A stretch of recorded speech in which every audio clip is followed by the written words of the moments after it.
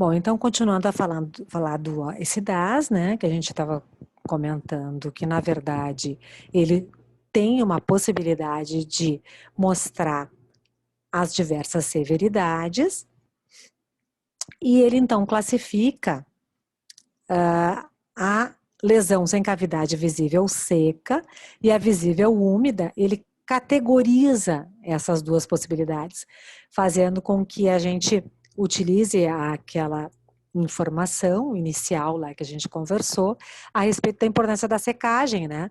Para a gente poder ver uma lesão menor. Então, aqui uma lesão com menos profundidade, aqui uma lesão, então, mais profunda. E aqui são as diversas categorias. É muito importante a inclusão dessa possibilidade aqui, que é o ECDAS 4, que ele leva o examinador a procurar esse tipo de manchamento, né, já de, então, a inclusão da dentina nessa profundidade de lesão. O problema do ECDAS, qual é o problema do ECDAS? Ele só distingue a atividade, ele até classifica a lesão pigmentada e a não pigmentada, mas ele não classifica esse pigmento como uma situação de inatividade de lesão, por exemplo, né? De cicatriz, né?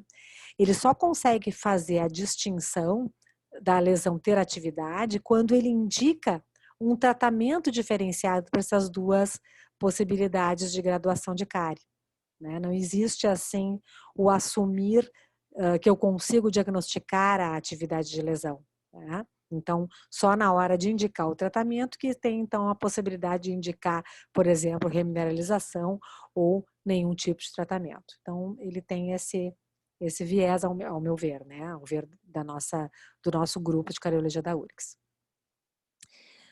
Bom, agora eu vou mostrar alguns trabalhos que vão demonstrar a importância da gente categorizar essa questão da severidade das lesões, né? Este trabalho aqui é um trabalho que avaliou a prevalência de cárie em crianças usando um critério de diagnóstico graduado de acordo com a severidade das lesões. Utilizou uma amostra estratificada por idade, 5, 12 e 18 anos. Eles concluíram que as lesões cariosas iniciais em esmalte contribuíram significativamente para a prevalência total de cárie. Então, a importância da gente incluir as lesões sem cavidade quando a gente faz o levantamento epidemiológico, tá? Nesta forma, os autores colocam que se tem realmente um panorama total da situação da população estudada e a possibilidade, então, de estabelecer programas de atenção à situação real que aquela população apresenta, né? Em termos da necessidade de intervir naquelas lesões bem pequenininhas.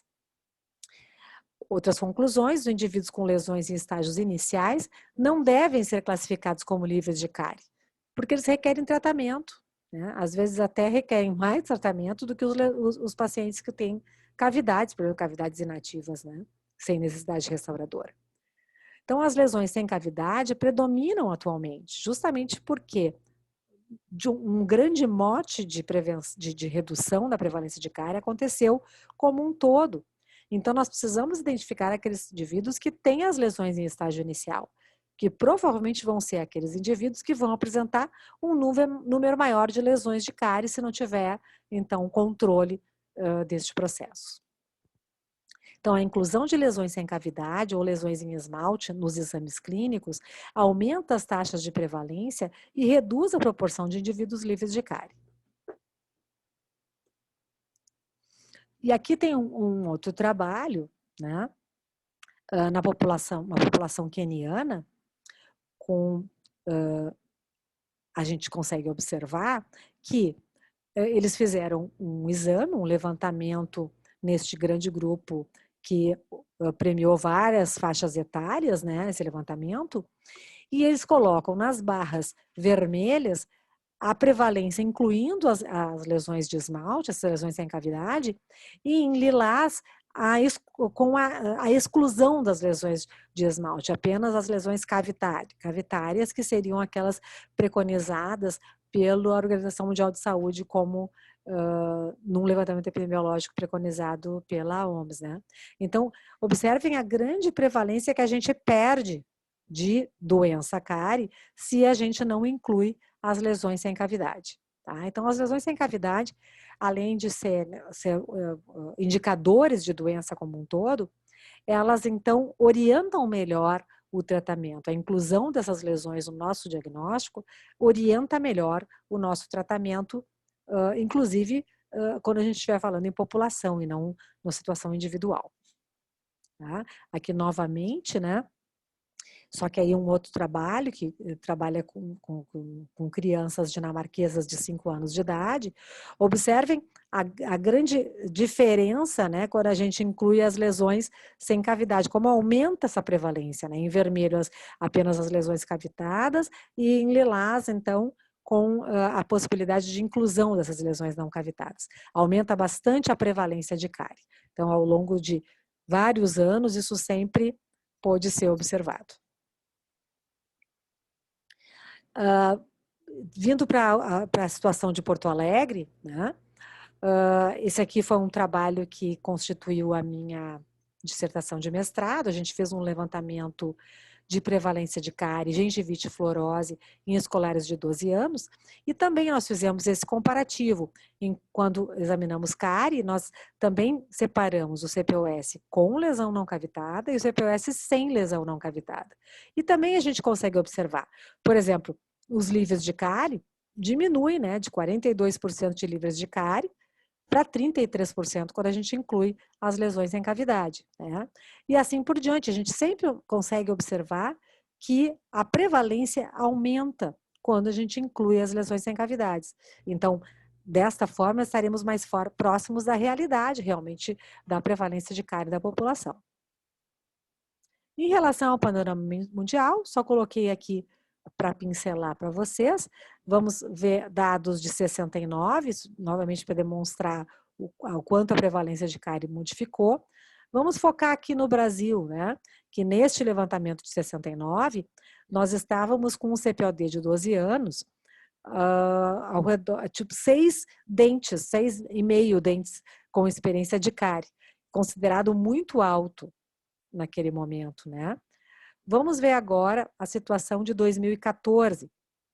Nós já estamos no patamar de 2,7 a 4,4 dentes com experiência de cárie, considerado um patamar moderado. Assim como várias regiões do planeta também se observam essas modificações, né? Vamos novamente olhar aqui.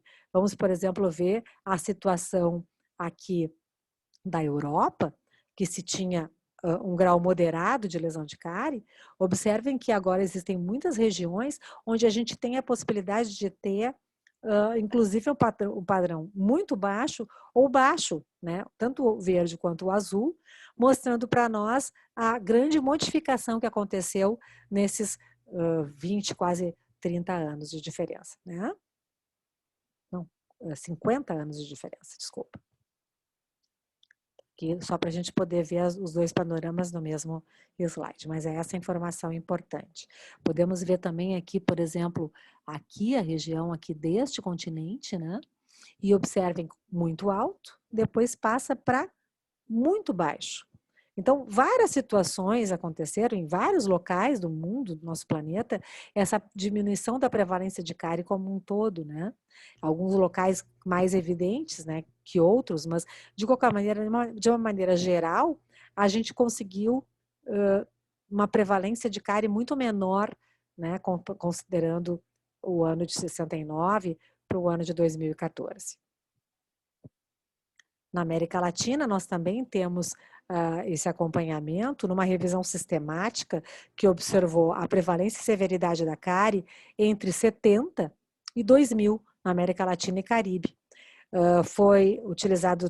Foram examinados trabalhos e estudos com idade de 5 e 6 anos e com idade de 11 e 13. Tá? E o critério diagnóstico da cárie foi da Organização Mundial de Saúde. Lembram que ele tem algumas limitações, né? Então, a gente tem uma ideia, mas a gente não tem a ideia real, porque ele não inclui lesão sem cavidade, nem a atividade de doença, nem a indicação de restauração.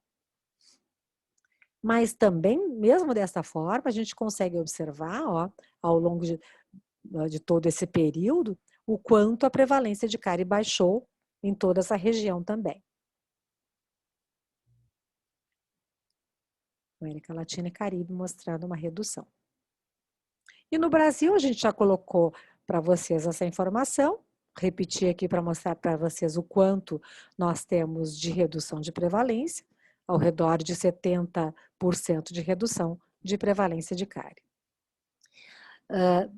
Aqui nós temos dados do SB 2003, que eu também já mostrei para vocês, e achei interessante colocar para vocês que, de qualquer maneira, nós temos essa prevalência aumentando ao longo da idade, né? E temos agora aqui dados de 2010, né, onde a gente continua, a gente tem um patamar diminuído. Se a gente pega a faixa etária, por exemplo, de 12 anos, a gente tem de 2,78 o CPOD para 2,07, 15 a 19, 6,17 para 4,25, nesses aproximadamente quase uma década, né? A gente teve a redução. A gente também tem uma redução nas idades mais avançadas, 35 a 44 anos, de 20 para 16.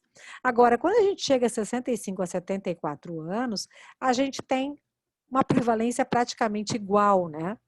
Ou seja, a gente está falhando em conseguir fazer essa manutenção desta redução de prevalência de doença, né? Acabam os indivíduos perdendo dentes de qualquer maneira ao longo da vida. Se a gente observar a quantidade de dentes perdidos aqui e a quantidade de dentes perdidos aqui, a gente tem uma leve redução, né? A barrinha que significa dentes restaurados é um pouco mais larga, mas de qualquer maneira ainda temos um desafio muito grande na idade adulta e na fase mais idosa, né? Nós acabamos ainda assistindo as pessoas perdendo os dentes. Muito por conta também do tipo de odontologia que a gente promove. A dificuldade de acesso é importante, e quando a pessoa tem acesso à odontologia, esse acesso é muito focado em restaurar dentes. E essas restaurações, como a gente já falou no início, o ciclo restaurador repetitivo leva as pessoas a perderem os dentes. Então, isso para vocês residentes é uma informação muito importante. Temos que modificar a maneira de como conduzimos a doença mais frequente da cavidade bucal, que é a cárie.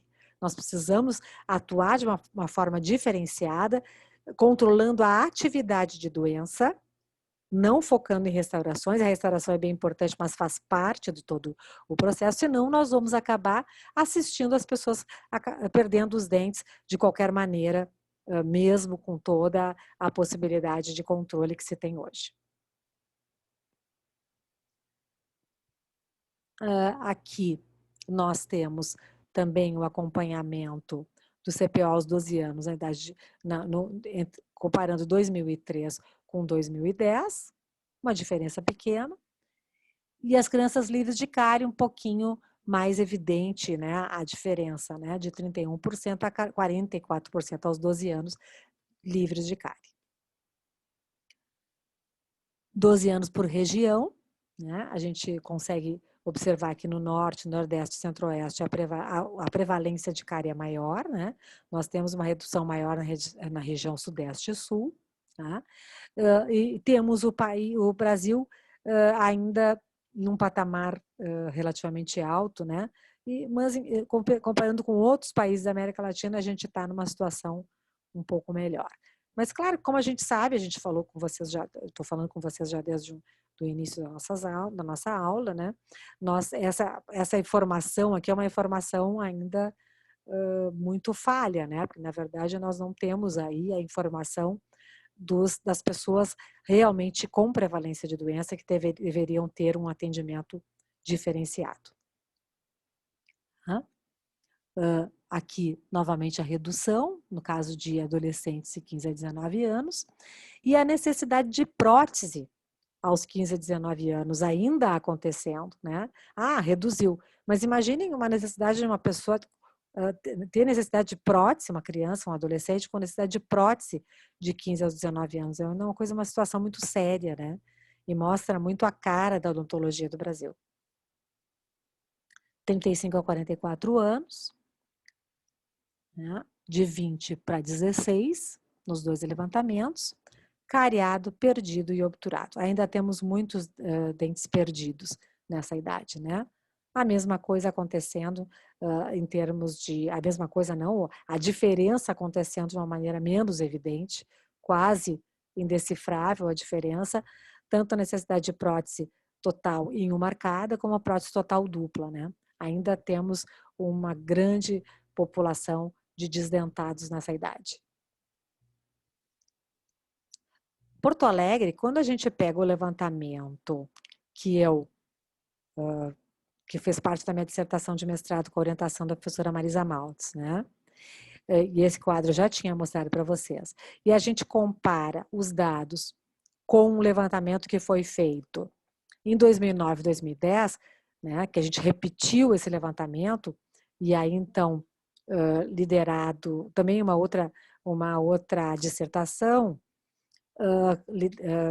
orientada pela professora Marisa Maltz, realizada pela professora Luana Severo, a gente observa que a prevalência, a porcentagem de crianças com pelo menos uma lesão de cárie, se a gente compara dados de 98 e 99 e passa para 2009 e 2010, 10 anos depois, praticamente, a gente tem pouca diferença, né? Então, a prevalência de doença de crianças doentes quase que não modificou.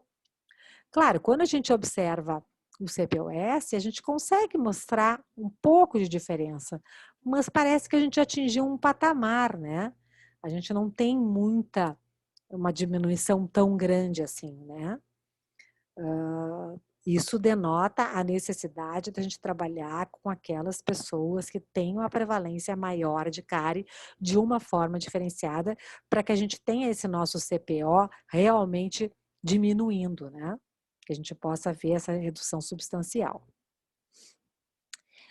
Aqui só para vocês terem uma ideia em termos de cárie radicular, este aumento da prevalência, claro que acontece com o aumento da idade, a gente tem as superfícies radiculares expostas, né? E aí, então, a gente tem também dados de 88, 99 e 2002, a gente tem, então, isso acontecendo, essa redução acontecendo de uma maneira menos drástica, né? Quais são os fatores que estariam associados à cárie dentária? Falando em relação a dados epidemiológicos, né? A gente não consegue estabelecer uma redução importante em termos de gênero e tanto de raça e etnia. A gente não tem nenhuma diferença. A gente até pode mostrar, em muitas situações, muitos trabalhos mostram, um CPOD de mulheres maior que o CPOD de homens. Mas isso não significa que a mulher tenha uma maior suscetibilidade à cárie, né? As explicações estariam na erupção dentária precoce, que faz com que esses dentes permanentes fiquem mais expostos por um período maior de tempo. E, infelizmente, alguns trabalhos têm relacionado a maior frequência de visitas ao dentista relacionadas às mulheres. As mulheres procuram mais tratamento de saúde em geral. Então, por procurarem um aumento de saúde em geral, acabam mais doentes em relação à cárie. Porque existem mais intervenções, mais trocas de restaurações, as restaurações cada vez maiores, acabam perdendo mais dentes em função disso. Infelizmente, a ação do dentista, né? Mas não pelo fato de ser mulher, essa mulher é mais suscetível. Os hábitos dessa mulher fazem com que ela acabe tendo um CPOD maior do que os dos homens, né? Em relação à raça, etnia, não temos nenhuma evidência de relação, né? Não há maior suscetibilidade, né? Agora, em relação a questões socioeconômicas que podem estar envolvidas a questão de nós termos algumas raças mais expostas a fatores socioeconômicos, aí sim a gente pode ter uma relação, né? Porque os dados socioeconômicos, socioculturais, econômicos, acabam tendo relação. Por quê? Porque ficam ao redor. Lembra que eu mostrei para vocês aquele círculo de variáveis, né, que estão envolvidas na questão cárie, né? E a questão, as questões ligadas ao socioeconômico e cultural, nível educacional, nível de renda, tudo dentro de um de um grupo de fatores que concorrem ao mesmo tempo, acabam fazendo com que as pessoas com menos acesso, em geral, acabam tendo uma prevalência de cárie maior, né? Então, ele é um fator socioeconômico, é um fator fortemente associado à cárie dentária, justamente porque envolve uma série de variáveis educacionais, né, de acesso a serviço, né? Então, diversos indicadores utilizados podem ser utilizados. A renda pura, né, a classe social, anos de estudo, ocupação, tipo de escola, escolaridade da mãe, associada à prevalência de cárie, o CPOD médico e composição do CPOD. Porque não só a prevalência de cárie vai ser diferente, como também os componentes do índice vão ser diferentes. Nós vamos ter dentes mais perdidos do que restaurados em uma determinada classe social, por dificuldade de acesso ao serviço, tá? Aqui novamente, dados da minha dissertação de mestrado, que já está até bem velhinho, dados velhinhos, mas ainda se aplicam. Quando a gente estabeleceu a relação com renda, até o nível educacional da mãe que a gente utilizou, a gente não conseguiu observar a diferença. Agora, quando a gente comparou os dados dos escolares da rede particular de ensino e da rede pública de ensino, a gente conseguiu mostrar diferença, né? E a gente consegue ver a diferença aqui, ó. Está visível que existe uma diferença nessa prevalência de doença cárie. Só que a gente só conseguiu observar isso quando a gente estabeleceu rede pública e privada, porque na verdade não é só a renda, é um conjunto de fatores que faz com que aquele escolar da rede pública acabe mais suscetível à cárie. Então é um pouquinho complexo, mas a gente entende que tem todo esse somatório de dificuldade de acesso, dificuldade de educacional, né? Dificuldade de acesso ao serviço educacional, nível educacional da mãe, do pai, todos esses fatores acabaram concorrendo de uma maneira assim, conjunta e não individualmente. Quando a gente individualizava os dados, tipo só a renda ou só a nível educacional dos pais, a gente não conseguia estabelecer diferenças. A gente só conseguiu estabelecer diferenças quando a gente juntou escolares rede pública, escolares rede privada, aí a gente conseguiu mostrar uma diferença, inclusive, bem fácil de ser evidenciada. E a composição do CPO também, né? Nós temos a possibilidade de ter dentes restaurados, dentes perdidos na rede pública, coisa que na rede particular a gente não conseguiu observar, né? Justamente por causa da dificuldade do acesso.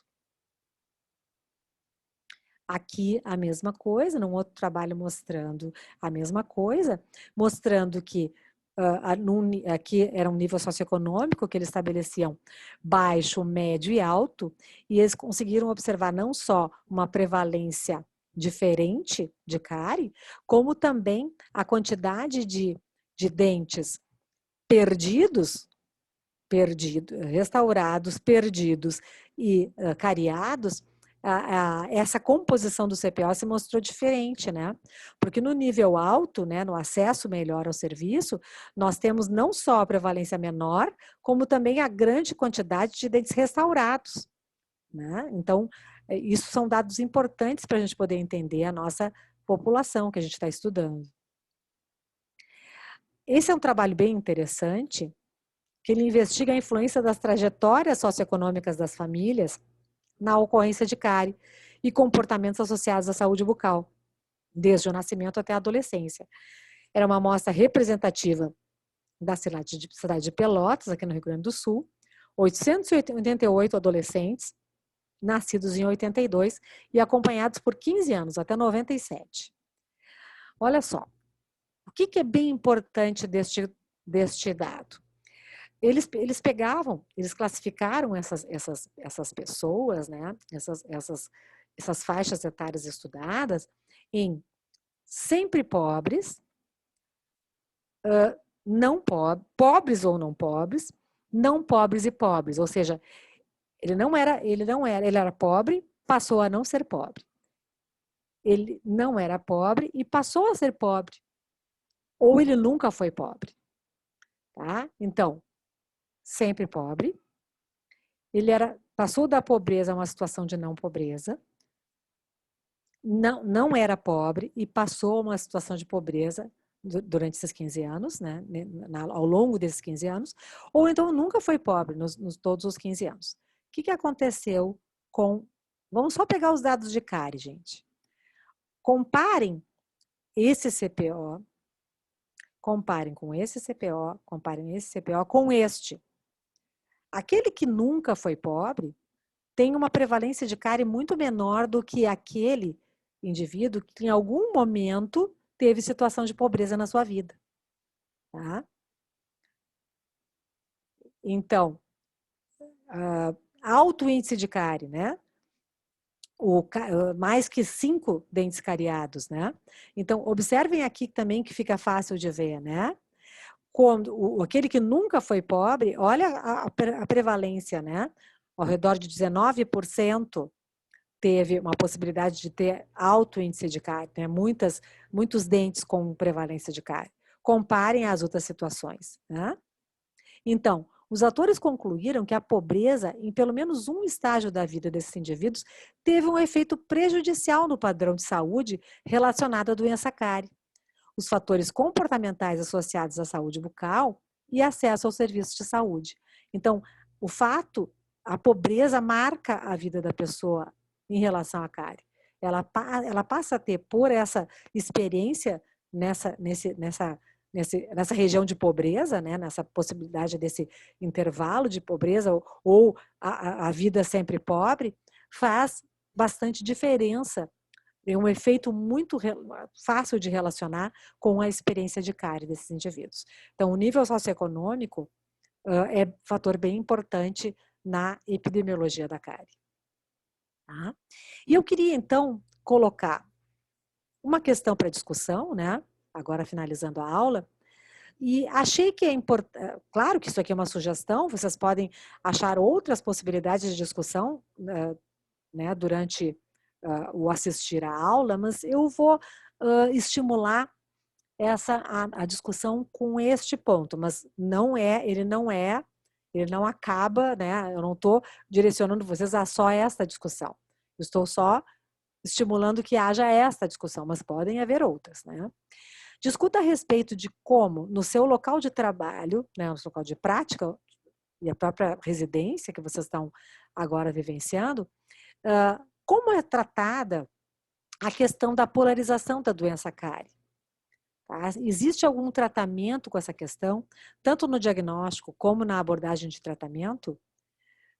Apontem pontos fortes em relação ao trato com essa questão e apontem oportunidades de melhoria, tá? Em relação a essa questão nos seus locais que vocês já tiveram prática ou nos próprios locais de residência que vocês estão tendo estágios, como é que é tratada essa questão.